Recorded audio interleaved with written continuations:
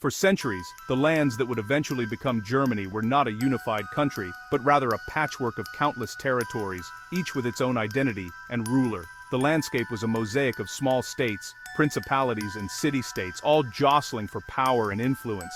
This region was known as the Holy Roman Empire, a vast, sprawling collection of kingdoms, duchies, free cities, and church lands. Each of these entities operated independently, with their own customs, laws, and traditions, creating a rich but complicated tapestry of governance. The emperor, crowned in grand ceremonies, held a title of immense prestige, but his actual power was limited. Real authority rested with the local rulers, dukes, princes, bishops, and city councils, who governed their lands as they saw fit, collecting taxes and enforcing their own laws. After the mighty empire of Charlemagne fractured, the eastern portion emerged as the Kingdom of Germany. Yet, despite this new title, true unity remained elusive. The idea of a single German nation was still far from reality. Local dynasties guarded their independence fiercely, building imposing castles and forging alliances. Rivalries and negotiations were constant, as each sought to expand its influence or defend its autonomy from neighbors and the emperor alike.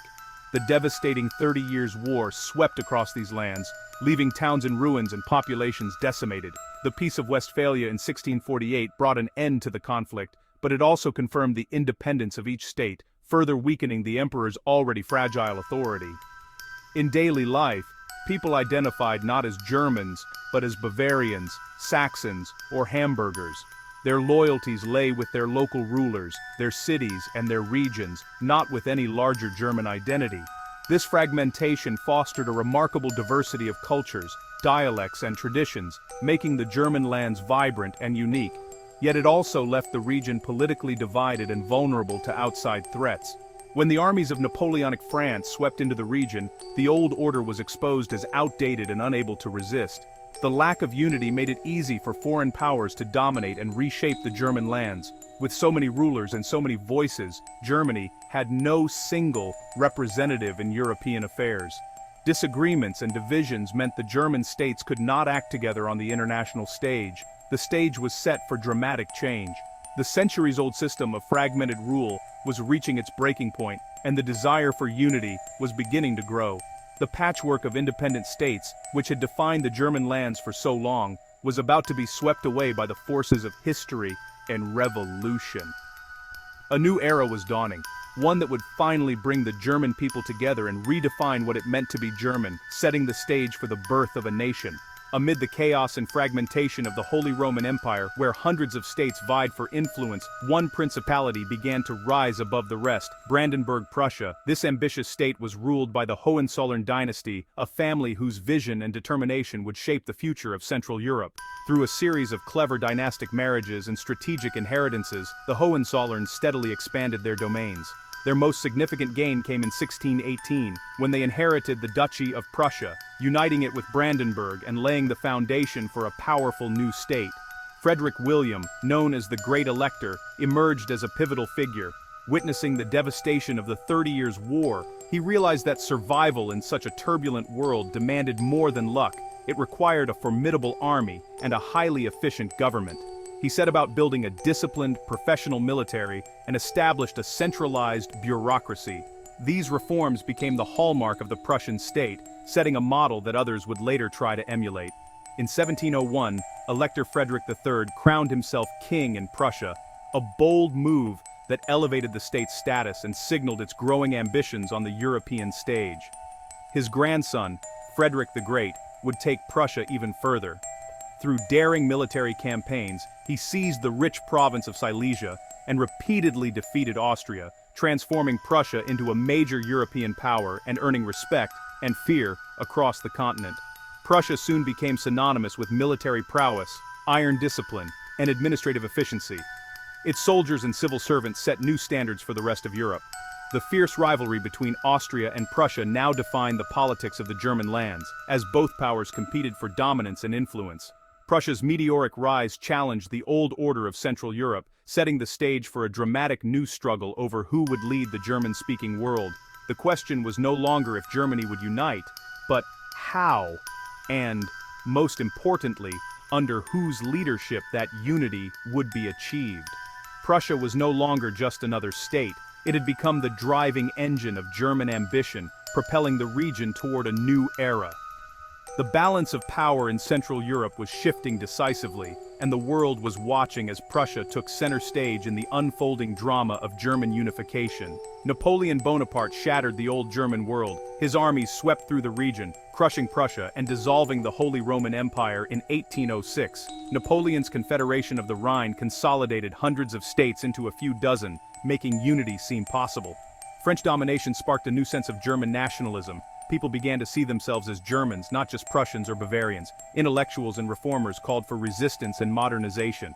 The defeat of Napoleon in 1815 was a shared German victory, fueling hopes for unity. Napoleon had destroyed the old order and awakened a powerful national identity. The question now, how would the Germans unite, and under whose leadership? The answer would shape Europe's future. After Napoleon's dramatic defeat, the leaders of Europe gathered in 1814 at the Congress of Vienna, determined to restore order and stability to a continent shaken by years of war and revolution. Their goal was to redraw the map of Europe and create a lasting peace, but also to prevent any single power from dominating the continent again. When it came to the German lands, the delegates faced a difficult choice.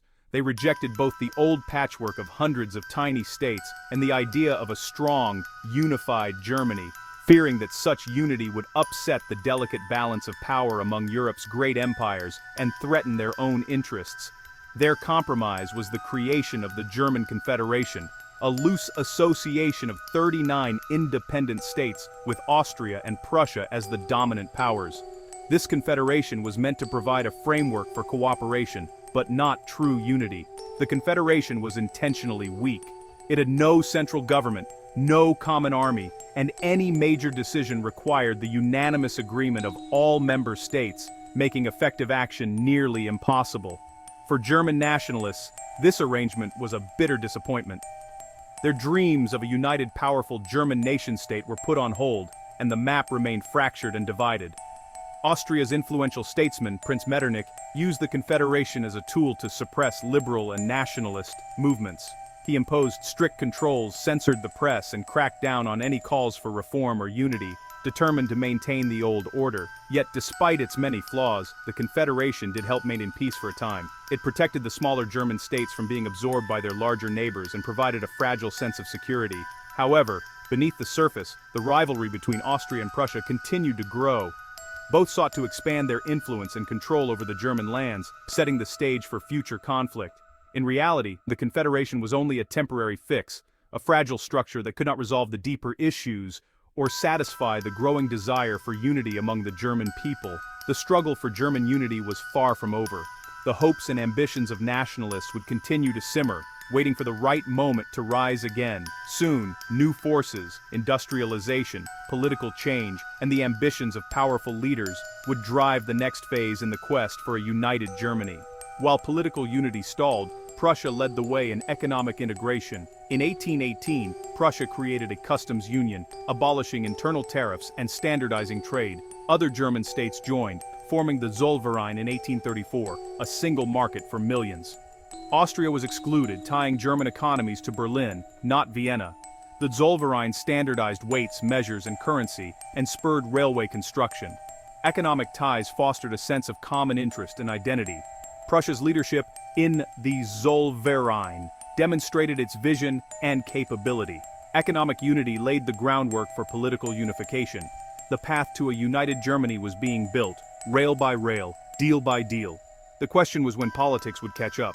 The Schleswig-Holstein question became a flashpoint in German politics. Two duchies, Schleswig and Holstein, were ruled by Denmark but had strong German ties. Danish efforts to absorb Schleswig outraged German nationalists who demanded both duchies join Germany.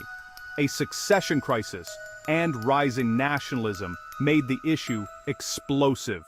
In 1863, Denmark annexed Schleswig, provoking outrage. Otto von Bismarck, Prussia's new leader, saw an opportunity. He persuaded Austria to join Prussia in defeating Denmark in 1864. The victory boosted German pride and set up a joint administration of the duchies. Bismarck knew this arrangement would lead to conflict with Austria. The stage was set for a decisive showdown. The joint rule of Schleswig and Holstein quickly led to friction between Austria and Prussia. Bismarck, a master strategist, provoked disputes to force a final confrontation. He reformed the Prussian army and secured alliances, isolating Austria diplomatically. In 1866, conflict erupted over Holstein. Bismarck declared the German Confederation dissolved and invaded Austrian allies. The Austro-Prussian War lasted just 7 weeks. Prussia's modern army, led by Moltke, crushed Austria at Königgrätz. Bismarck imposed a lenient peace, but Austria was permanently excluded from German affairs. Prussia annexed several northern states and formed the North German Confederation. The old dualism was over. Prussia now led northern Germany. The path to a German empire was clear. Only France stood in the way of full unification. The final act was about to begin. With Austria out, France was the last obstacle to German unity. Napoleon III feared a powerful Germany on his border. Bismarck needed a war to rally the southern German states to Prussia's side. The spark came in 1870 over a disputed Spanish succession. Bismarck edited the Ems dispatch to provoke French outrage. France declared war. The southern states joined Prussia. The German armies, led by Moltke, invaded France and won a stunning victory at Sedan. Napoleon III was captured, and the French government collapsed. The war united Germans as never before. The time had come to proclaim a German empire. The dream of unification was about to become reality. Europe's balance of power was about to change forever. The age of German power had arrived. As Paris fell, Bismarck negotiated with the southern German states, granting them key concessions to join the new empire. On January 18, 1871, in the Hall of Mirrors at Versailles, King Wilhelm II of Prussia was proclaimed German emperor. The symbolism was clear. German power had replaced French dominance. The new German Empire was a union forged by war, not debate. It was an industrial and military powerhouse at the heart of Europe. The old order established at Vienna was shattered. Germany's unification solved the German question but created new tensions. The seeds of future conflict were sown. The legacy of unification would shape Europe for generations. A new era had begun, one that would echo through the 20th century.